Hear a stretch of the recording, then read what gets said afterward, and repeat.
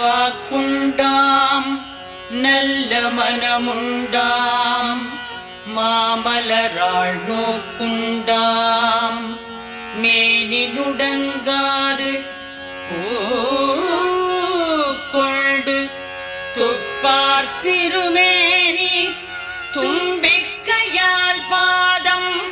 தப்பாமல் சார்வார் தமக்கு